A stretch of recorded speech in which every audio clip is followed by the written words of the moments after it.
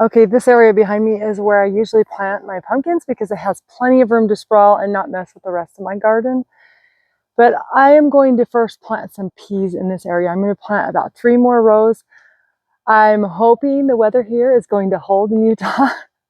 It's been a really crazy year and it says it's supposed to be nicer next week, but not really trusting the weather forecast. But I'm going to be doing 3 rows right here. And I'm gonna leave some space to plant some pumpkins because by the time these peas are done, the end of June, beginning of July, then the pumpkins can take off and take over this area. So first I have to rake away all the wood chips that are in this area.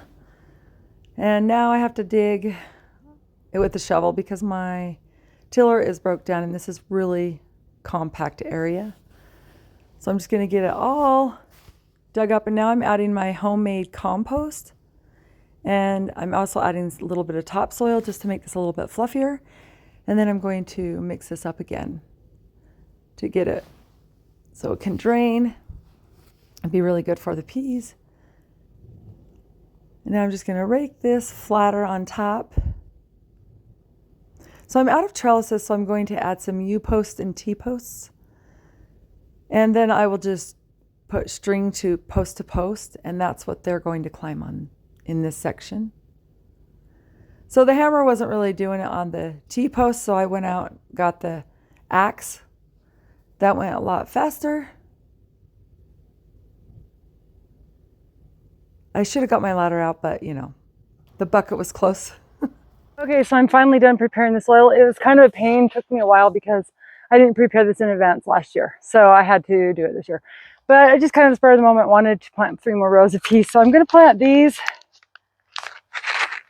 And then I'm going to plant some heirloom, a row of heirlooms so I can collect the seeds. So let's get these planted, ready to plant these. But I wanted to say a couple things. So since this is my last few rows and we don't have much more time because it's going to start getting hot, hopefully, never know, maybe not here in Utah this year. But I'm going to put the seeds 1 inch apart from each other because I don't have time to plant more if they don't come up. So I'm just going to be doing it every inch. Then I push them down 1 inch on each side, and I'll put a trellis in the middle. Like I put these up because I don't have any more trellises, so I'll just put string from pole to pole, and they'll climb on that. And they do fine that way too.